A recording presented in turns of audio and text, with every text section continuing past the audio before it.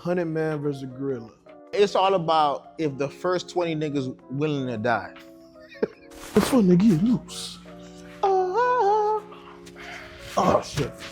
Yo, what's good? It's your boy Chop It Up. Man, it's been a while. I've been hearing all the feedback. Everybody that's been DMing me, I'm back better than ever, baby. I'm here with my boy. What's going on? It's your boy Mike. We got jokes here, man. Let's get it. I'm here with my boy Chop It Up. Yes, sir. We're about to have a good episode. For sure. Hey, man, Rick, you know what's going on right now in the world. Let's just talk about it. That Diddy trial. How you feel about it, my brother? Bro, the shit that I'm hearing this nigga going through right now, the shit he's done, bro. Yeah. That's one freaked out ass nigga, bro. That's one freak. And it shows you, dog, when you got too much money, you bound to be gay, bro. What makes you think? You think it's the money that just boosts your ego to make you feel like you can do whatever you want? Or what do you think that make you feel like people just turn gay? One thing that Charleston White always said, if a nigga got too much money, he gonna try so much shit, is like, he's bound to do some gay shit real soon. And Diddy got too much money, bro. That nigga been fucking so much hoes for so long, he had to try something new. Had to. He had no choice. He had to be like, no, let me see what this feel like. And then he got addicted, bro. Yeah. Everything like this nigga was getting accused for, like with the dudes and the baby oil and shit, like, yeah. Bro, and certain artists that you see is involved in that shit, bro. Yeah. That whole shit is crazy, bro. This question's been going viral. Like, I've been seeing it everywhere. If you was dating a girl and she had that same kind of background that Cassie did, would you still mess with her? Hell no. Hell no. Like, her mind is fried, bro. She's damaged, bro. Yeah. Cassie, right now, bro, her mindset is gone, bro. Yeah. It's good that she got the settlement, but it's like, I don't think she can ever jump into another relationship and just be normal, bro. Right. I feel like, you know, in today's day, it's like, I ain't gonna say it's the norm, but we done heard a lot of crazy stuff. No, for sure. This whole Diddy thing, I think is definitely like out of pocket for sure. Like, it's a lot going on. No, bro. ain't nothing gonna surpass that. And then the crazy thing is, like, that nigga might beat the case, bro. Yeah.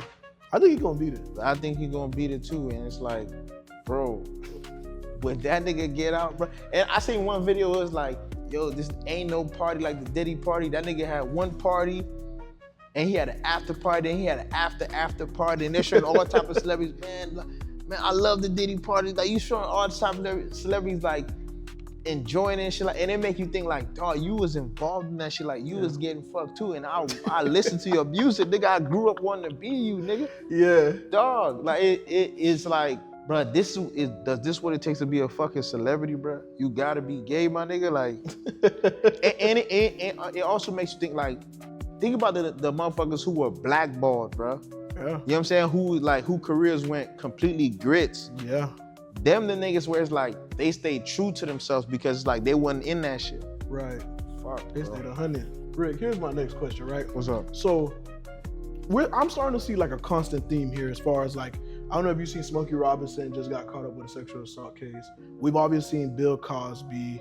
We've been seeing a lot of sexual assault cases getting like built up. Do you think it's just something that they were doing back in their time and they thought it was normal versus now where it's like, nah, this ain't normal? And I hate to say that, because it feels kind of weird, but it was somewhat normal for them, because when you got so much money, you got power, bro. And sometimes a woman will be numb to like do whatever a nigga say because they got the bread. Right. It feels like some women come out because, okay, the money stopped coming in. Right. Okay, so once the money stopped coming in, so guess what I'm gonna do?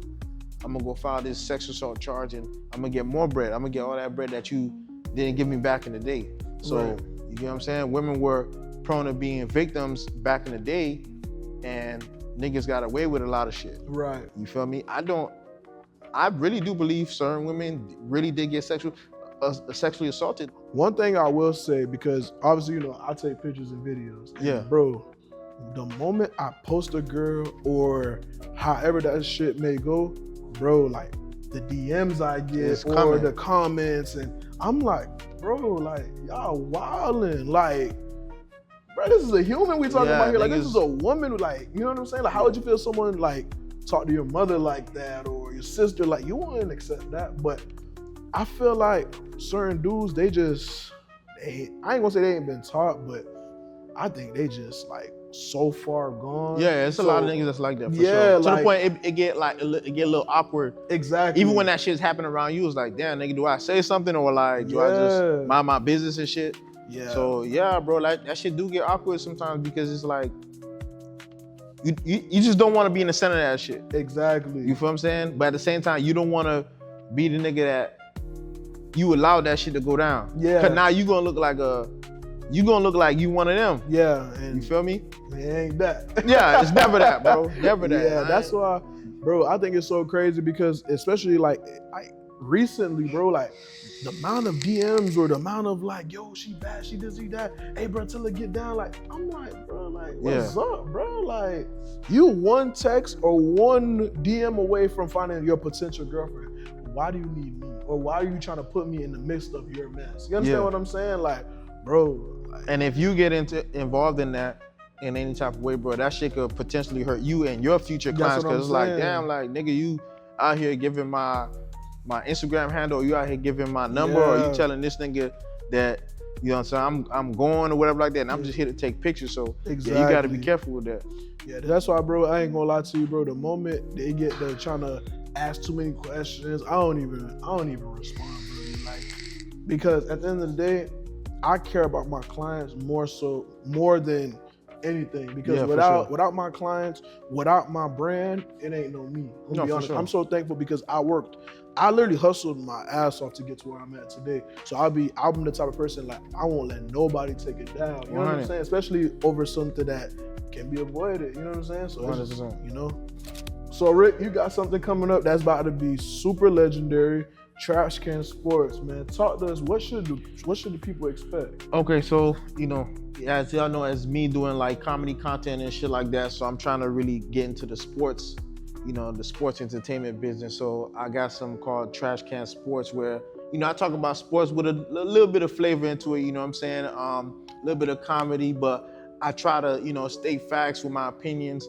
And I'm also working with a few other guys where I'm gonna be covering also high school football as well. So I'm really excited about that. I spoke with a couple schools like Miami Norland, North Miami, also St. Thomas Aquinas. So we really got something special going on. And I really appreciate everybody that's been supporting the past few videos I've been putting together with Trash Can Sports, because, you know, just to transition from comedy to sports, right? You know, I love sports. I love watching basketball, football, even soccer. So for me to get into that and getting the support that I'm getting now, like I'm really grateful for that shit. I ain't much gonna lie, bro. Man, I'm excited for you, man, because you got to think, right? Especially, I've definitely watched you drop slips, like Diddy slips. I've definitely seen you talk about certain things, and I'm gonna be honest, bro. You would talk about something and it would like actually happen. Like, for example, I know the Dolphins. Motherfuckers didn't want to believe me, but it's like, bro,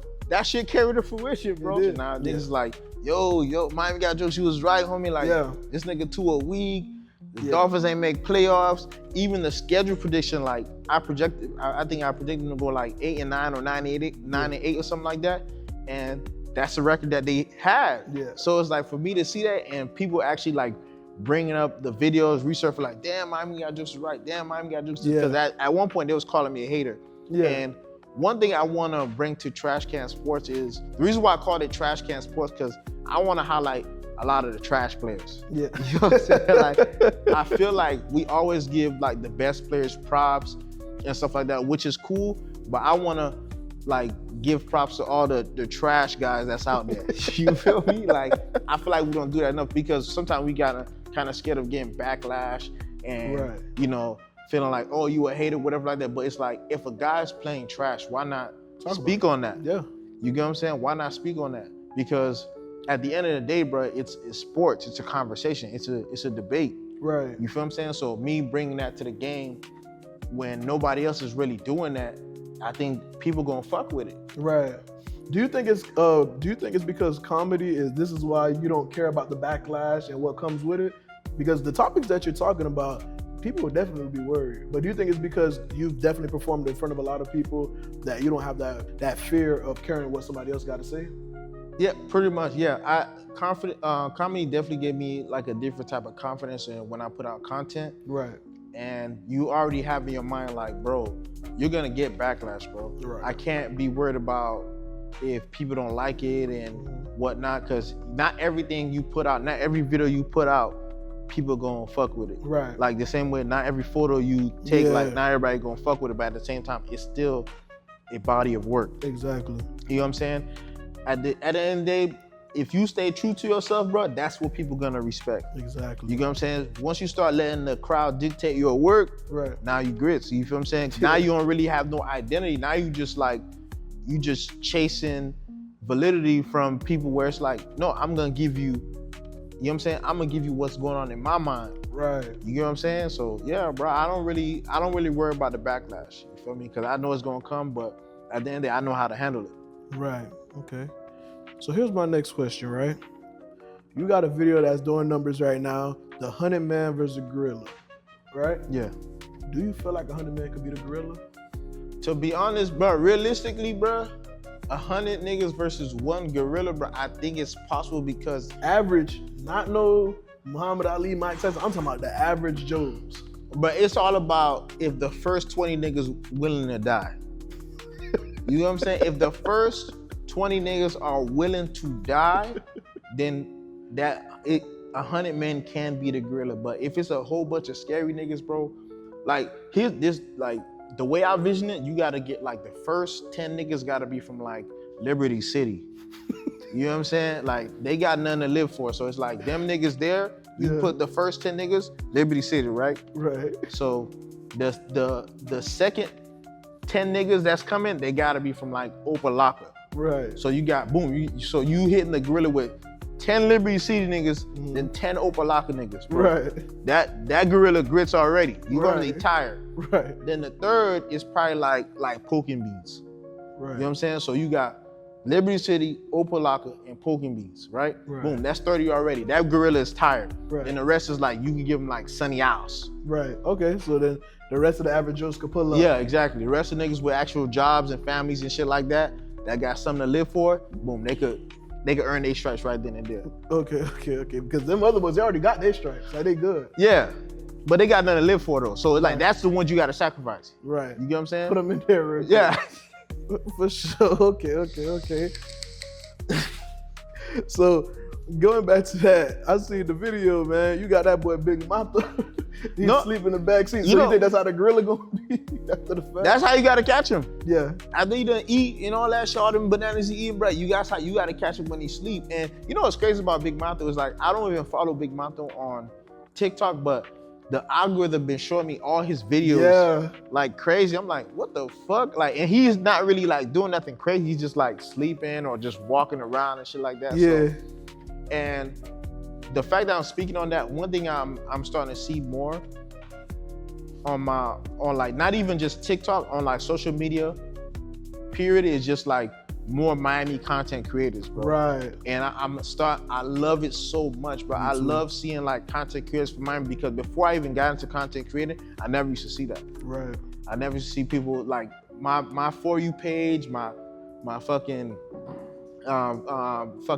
search history is just none but niggas from the crib making content, women from the crib making content, and I love to see it, bro. It shows that the state of Florida, not just Miami, the state of Florida is stepping up as content creators making content, but I love to see that shit because before it would be like New York, Atlanta, Cali, you know what I'm saying, Cali and shit like that, but it shows that motherfuckers in Miami get down too, motherfuckers in Orlando get down too, motherfuckers in Tampa get down too, you feel me? So I love seeing that shit. Shout out to the whole state of Florida for sure. Yeah, I definitely could agree because one thing I will say, when I first started my podcast back in 2021, people used to always look at me crazy when I said the whole Florida, if everybody would put their pride to the side, we would be the best in a lot of different things. People used to think I was crazy. Bro, coming up, you got to think, right? Orlando, Hot Boy, Glock 9, Pootie, all right? Miami, Ross, Trick. Like, we could go all day. Broward. Bro, every time I open my phone nowadays, I see a different rapper from Broward, bro. Like, seeing that is just so amazing to me because if people really got in that studio and really like locked in, or even the content creators would just say, you know what, let's bury the hatchet, let's be like the Atlantas and, you know, whatever, and don't even care about, you know, we just care about the content, bro, we'll be so much further. Like, I just hate that sometimes people let their pride get in the way of basically bread. You know what I'm saying? 100%. Yeah. I just think like if people would put their pride to the side and actually like lock in, even with the camera. Like, I'm gonna be honest with you, I'm a photographer, videographer. Like, even when I work with other like photographers or videographer, it's like a crab in a bucket, but it shouldn't ever be that way. Because if we all click up together, the budget could be bigger, it could be better. You know what I'm saying? So I just like, now that like it's progressed so much from 2021 to now, bro, I could 100% agree. Like, it's gorgeous to see, bro. No, I like seeing that. Facts. For sure. And one thing I can say is like, if niggas just lock in on their craft so much and just not worry about the support, because the support gonna come. Like, one thing I realized about, even when I was coming up, I wasn't worried about so much about who supported me. I was worried about, am I putting out good content? Right. And the more I worried about, okay, am I putting out good content, the more support I was getting. Right. You get what I'm saying? If niggas focus on that, like getting better at what they putting out, bro, you would see the support coming. But sometimes niggas get discouraged, like, damn, nobody like it. Like, a nigga make one music video, and be like, damn, nobody liking my shit. Bro, it's only one music video you put out. Where's the consistency? Exactly. That's what they want to see, bro. If like, one thing I take pride in is like, when a motherfucker follow me, I make this follow, the fact that you follow, I'm gonna make it worth your while. Exactly. You get what I'm saying? I'm gonna constantly give you something to watch. Right. And if everybody think like that, bro, it's like, bro, this motherfucker's follow me for a reason. Right. Let me give him something to watch. Let me give this motherfucker, a worth a follow type shit. But sometimes motherfuckers be too worried about the negative shit than the positive. Exactly. So Rick, here's my next question, right? What strategy or what advice would you give someone about when posting? One strategy that I use, and it's not really so much like, like that deep, is try to post as consistent as possible. When I first started out, what I started doing is like, I'll post for like 2 weeks straight. Right. Every day, 2 weeks straight. And I'll see what people fuck with and what people don't fuck with. Like, let's say if I make these type of videos, and let's say if I make cooking videos, right? And I see people don't like it, but I make these workout skits, but they fuck with it. I'm gonna start posting more workout skits, right? Like with me, I used to post like regular jokes, but people ain't fuck with it. But when I started posting like more North Miami skits, where they could hear the lingo, they started fucking with it. So guess what I started doing? I started posting more North Miami shit, more North Miami shit, more North Miami shit. And then the more I did it, the more people started supporting me. Right. And one thing that I always like believe is whenever I post like a skit, I'll post it and just like not look at my phone for like 30 minutes straight. Right. And then I'll revisit, see how it does, if it gets traction. Oh, okay, in 30 minutes, I got 100 comments. So I know this post is gonna do good, you know what I'm saying, for the next 24 hours. You get what I'm saying? So my advice would to be post constantly, bro. If you can't do 7 days a week, at least like 5. You get what I'm saying? Give people something to watch, give people, and then once you start getting feedback like, hey, you should post this or you should do this, when you're starting out, listen to them. You know what I'm saying? That's what I did. Like SK gave me, my boy SK gave me an idea like, you should do the North Miami lawyer. And I took that idea and I made that skit, and that skit went crazy, bro. And then from that point on, I started just like North Miami. And people was eating it up, bro. And one thing I see about a lot of content creators, bro, they care too much about what people gonna think about them when they're making the skits. Don't think about that, because in the long run, people gonna fuck with it, bro. Now people, yo, make the skits, bro, this and that. We wanna see the skits, we wanna see the videos, whatever like that, bro. They don't think about what people gonna think about you, bro. Cause there's always gonna be someone else out there where they wanna see that shit. You get what I'm saying? And one thing I always tell people is like, when you doing your videos, bro, make sure when they go on your page, they can be like, oh yeah, that's him for real. You know what I'm saying? Don't try to be someone else. You know what I'm saying? Give them that authentic feel, like, damn, like when I go on CJ page, like, yo, that's CJ for real. You feel me? When I talk to CJ, that's how CJ sound for real. You know what I'm saying? When I look at CJ, that's how CJ look for real. That's the type of vibe you want to give them, that authentic vibe. Because once you start trying to act like someone else, like the content, it's gonna be harder to come up with ideas.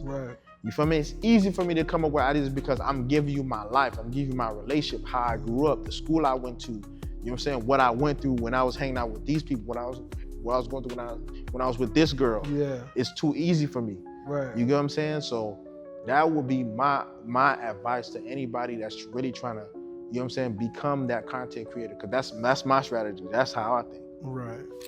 So let me ask you this, right? Right. You used to do interviews with certain rappers and whatnot. Right. Chop it up. What made you stop? Like just completely stop doing videos? Why would you take a break? I think the reason why I took a break, it was more so I burnt myself out too quick. Yeah. Because I was producing so much content at one time. It was like I had to produce. I had to make sure I schedule an interview. I had to make sure the video was on point. I was, obviously I was younger then. Like I was 21 when I first started, and I kept trying to like consistently book people for the style of stuff that I wanted. You know what I'm saying? Yeah. So what kind of like, it was like the longevity side of things that I was thinking about. Like, hey, I love what I do and I love the interviews and all that, but outside of this, what else can I do? So I wanted to see how far I could really like push myself. So I said, you know what, let me focus on taking more pictures and videos and see like, okay, maybe I can do this as well. Yeah. The problem with the interviews was they was trash. Yeah. Some of them, it's not even like, and sorry to cut you off, it's not even like you were trash. Yeah. It's the niggas you was interviewing. Cause I was like, you know what, let me watch a couple of these shits, right? And some of the artists that you interviewed were like, they were terrible, bro. Yeah. Like, these niggas are being music videos, up in guns and throwing gang signs, looking all interesting. And then when they get in the interview, it's like, they act like they're in an interrogation room, bro. Yeah. Like, they head me down, mumbling and shit, rolling up a joint. Yeah. Like, bro, like, talk. Like, some of the videos I seen was like, bro, these niggas are whack, bro. And this is why some of their music is terrible, because like, you don't really have a personality, bro. Yeah. Like, we can't really get to know you because you can't really like explain yourself. Right.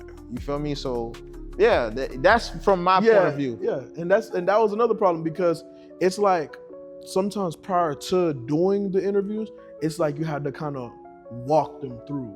Yeah. Because again, they don't have a personality, or they don't have like they have a story to tell, but they don't know how to tell it. So it's like, man, I'm spending about 30 to an hour and I done paid the studio fee and so it was becoming a lot. And then also too, I was thinking of, like I said, like the longevity of things, because I want to get into directing. Like that's something that I've always wanted to do, and I love doing podcasts as well. Like I wanted to put that more on the side versus something that I wanted to do like mainly. You understand what I'm saying? Because it was hitting, and I gained obviously like, well, I think I'm at like 19K subscribers on YouTube, and I made almost 1 million views, which is a blessing.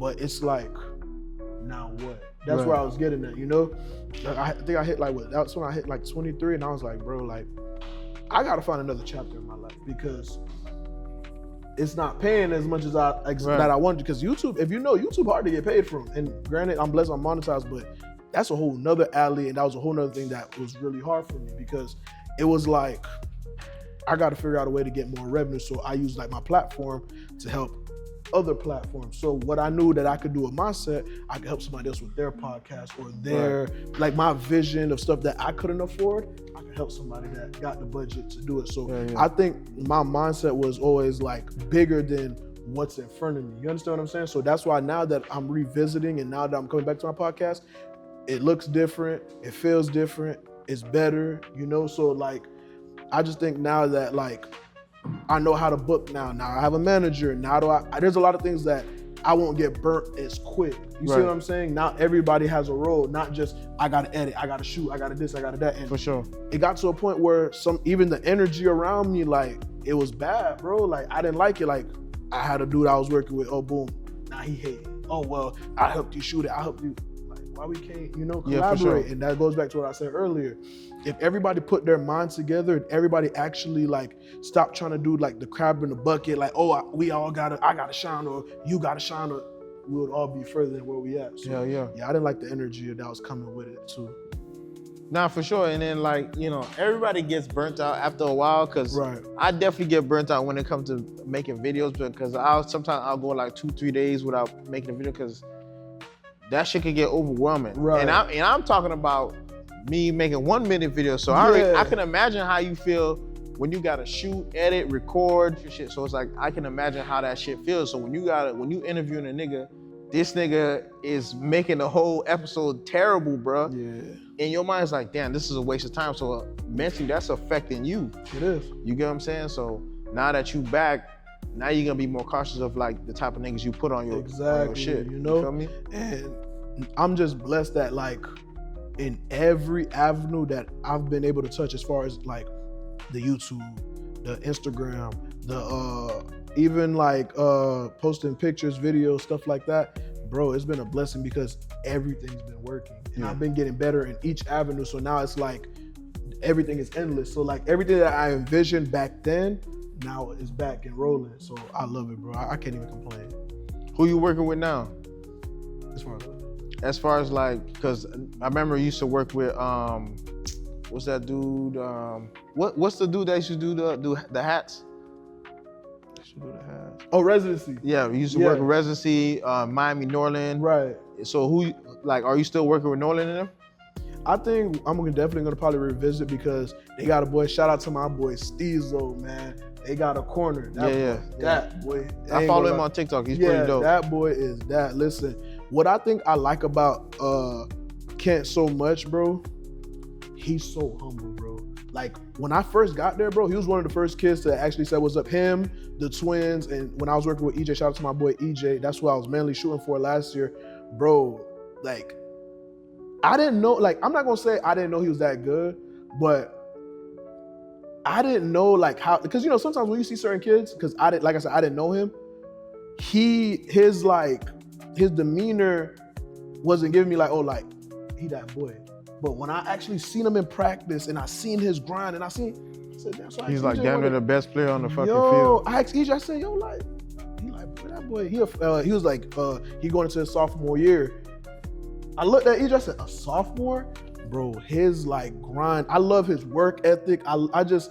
And that's kind of why I want to go back to Norland, because I was doing a little bit of content for him as well towards the end of the season. So now I think I might try to reach back out to him and work with him, because I don't know what it is about me. I like some people that are just humble, but are really good at their craft. Right. You know what I'm saying? Hell yeah. And he's like really good. And that boy just committed to the youth. So that, you know, that's my favorite team. So man, I gotta keep helping the crib be great. That's my goal every time. No, for sure. Shout out to Norland, man. I've been going to a lot of games, and more has been, you know, just the atmosphere of like going to their big games and shit like that, bro. It's like that shit. It means something, bro. It gives me a different feeling when I'm there. So yeah, shout out to Norland. I can't wait to see him this season for sure. For sure.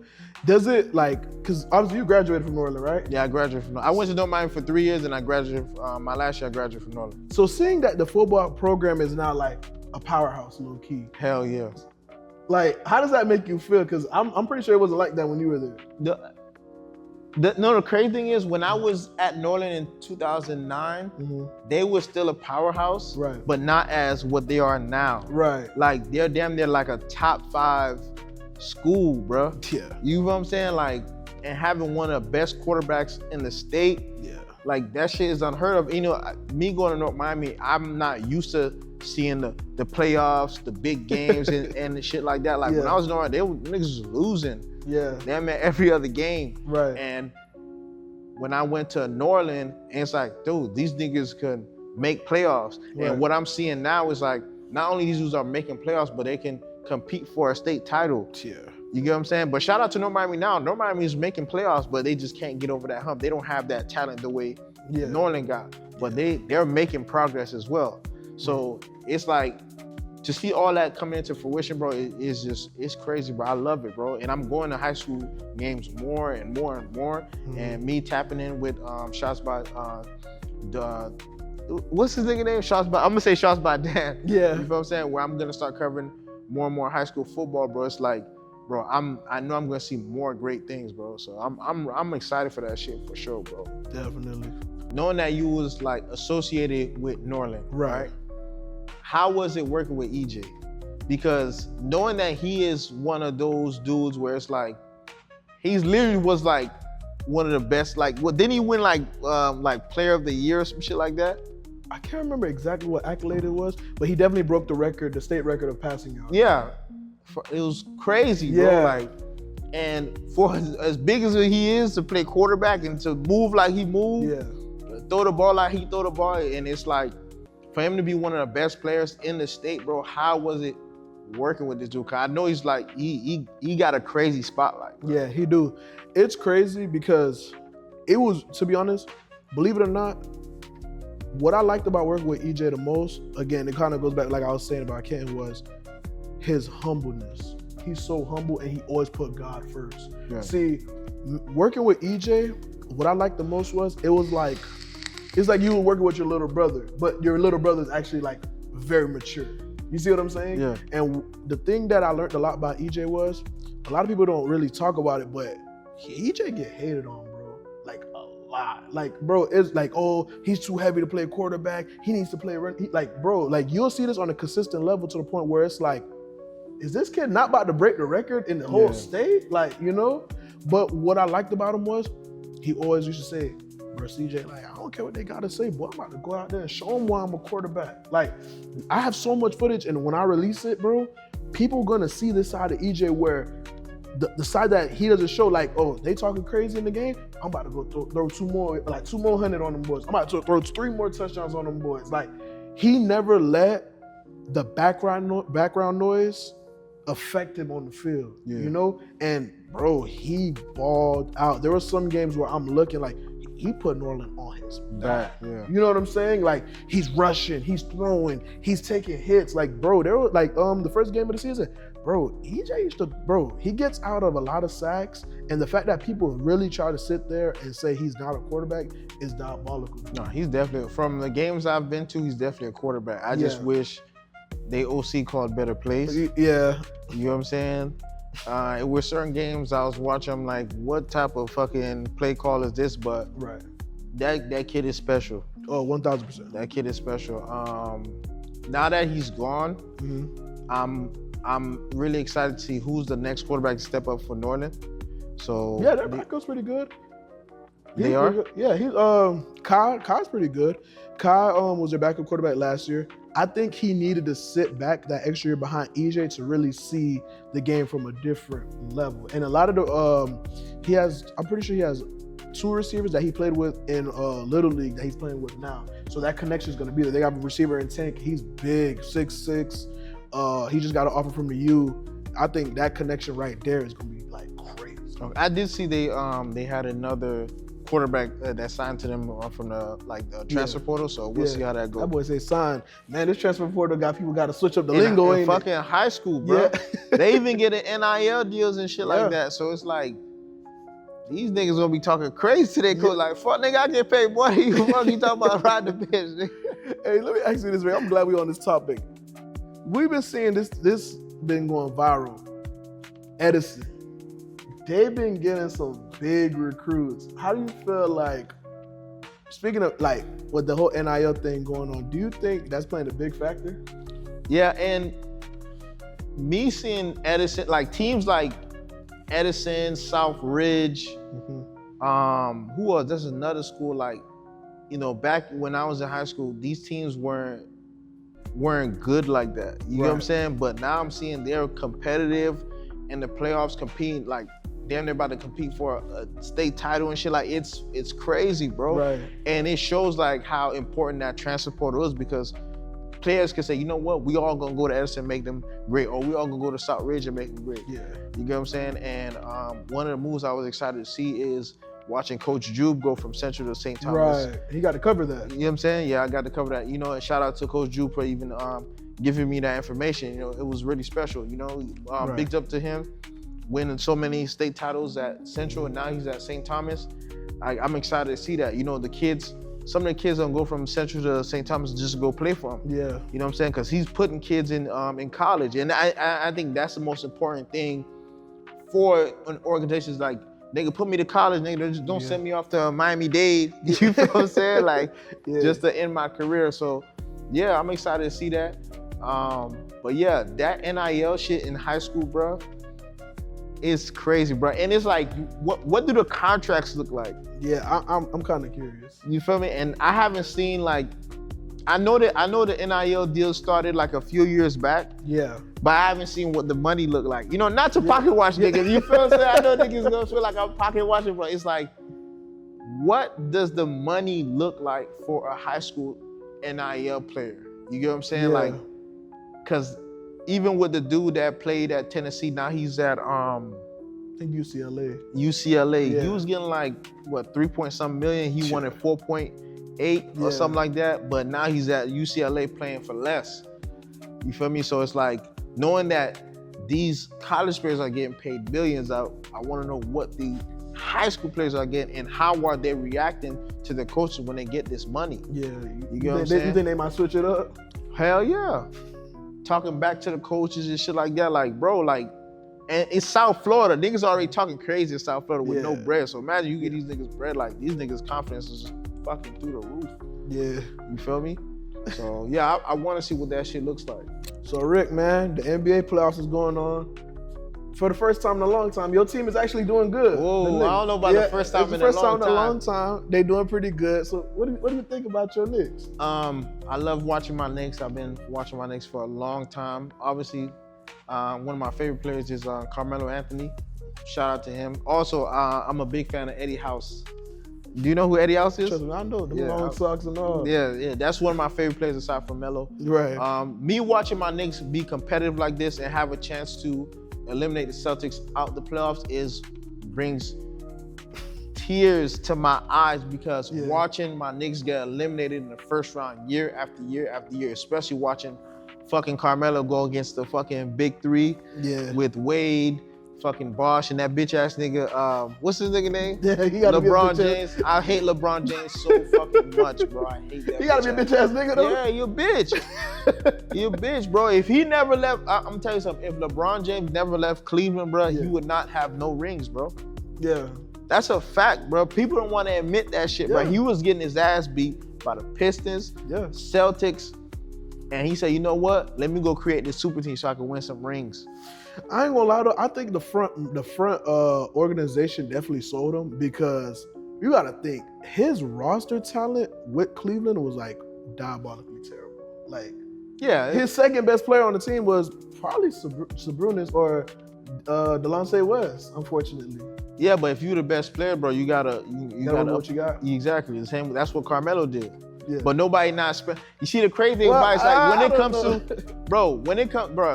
comes to like LeBron, is like niggas got all these excuses, but when Melo was struggling with, like, if you look at the teams that Melo had in Denver and at the Knicks, bro, that nigga he was not playing with other all-stars, bro. I mean, he played with AI.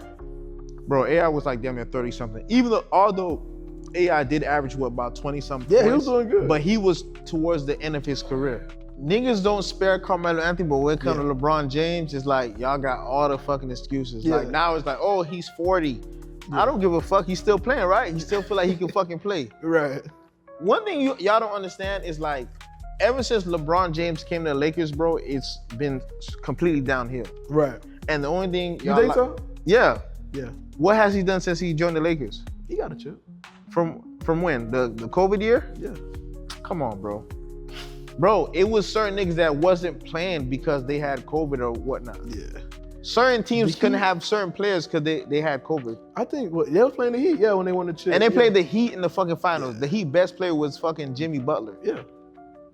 Come on, bro. Like, come on. Let's be fucking honest right now. Let's be honest, dog. Nigga, LeBron James was going against Jimmy Butler, bro. Yeah. After that, what did he do? Been getting bounced out the fucking first and second round, bro. Come on, bro. That nigga is not that special, bro. He's not that special how people think it. He's a good player. Don't get me wrong. He's a good player, but he's not that nigga where it's like, those rings, bro, it came from having a super team. The nigga was playing against, dog, it was one path to playoffs where he played the Hawks, the Raptors, and who else? The Hawks, the Raptors, and some other team. And then, you know what I'm saying? Like, the West was like, the East was weak as fuck. Yeah.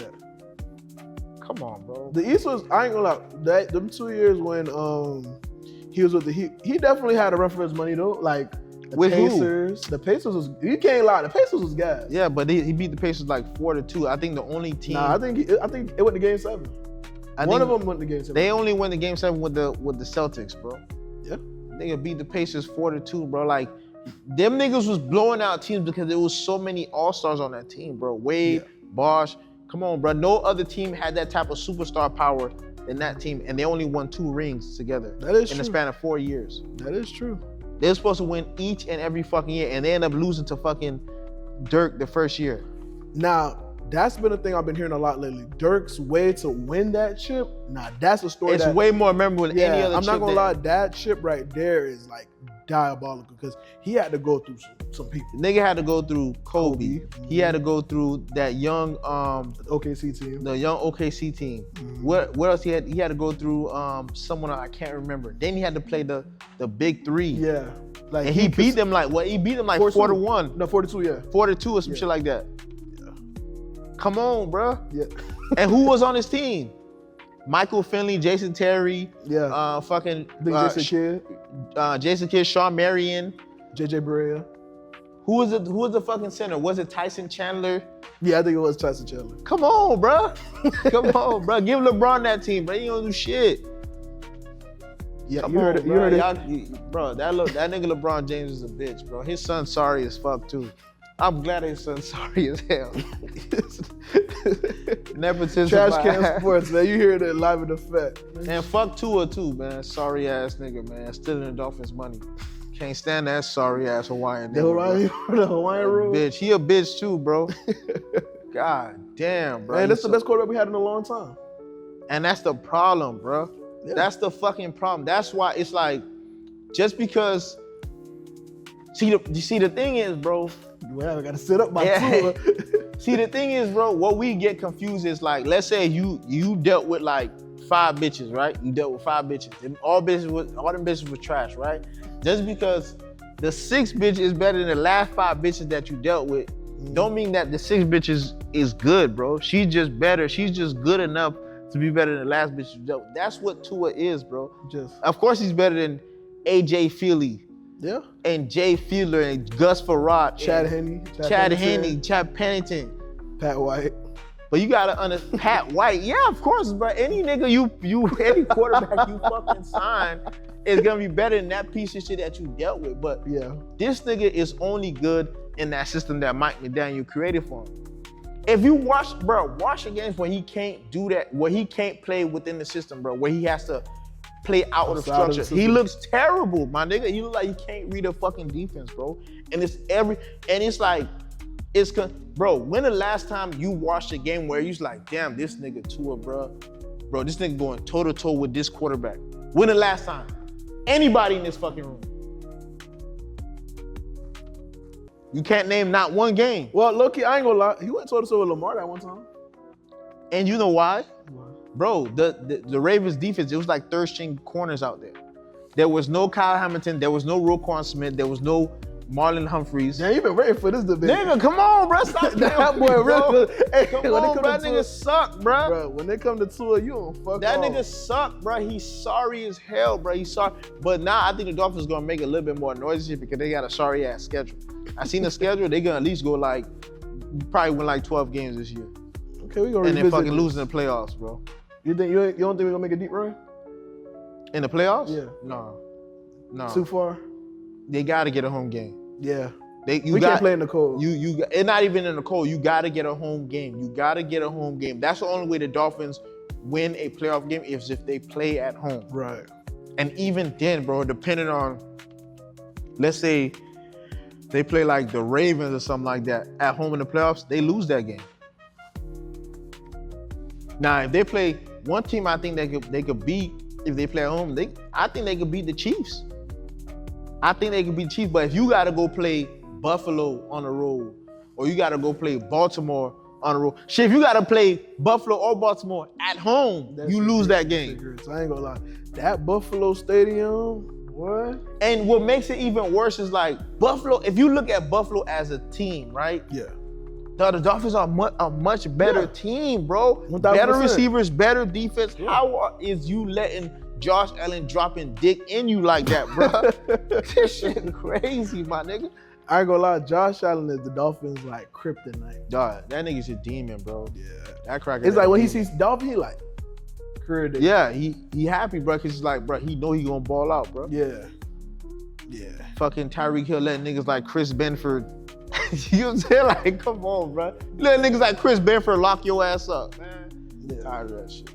Man, This is the end towards the end of our episode. I appreciate everybody that's tuned in and watched the whole entire episode. Man, tell them where they can find you. Hey, you can find me on Instagram, TikTok, Twitter, All Miami Got Jokes. Find me on Facebook too, at Rick Ezine. You can find me on YouTube at Trash Can Sports. Y'all stay tuned. I got a lot of special shit coming, a lot of upcoming shows, a lot of upcoming skits, man. It's about to get crazy. My boy gonna get me right with the edits too. I got a whole bunch of crazy edits that's about to get right, man. Shout out to my boy Chop It Up, man, for sure, man. It's been special. It's been a pleasure. Man, it was a pleasure, show, man. We back. For sure, we back. Hey, man, you can find me at Chop It Up. That's Chop It Up with 2 P's at the end, and my main page at ASAP CJ, man. Follow, and you know I'm gonna follow back. Hey, man, you know where to find us.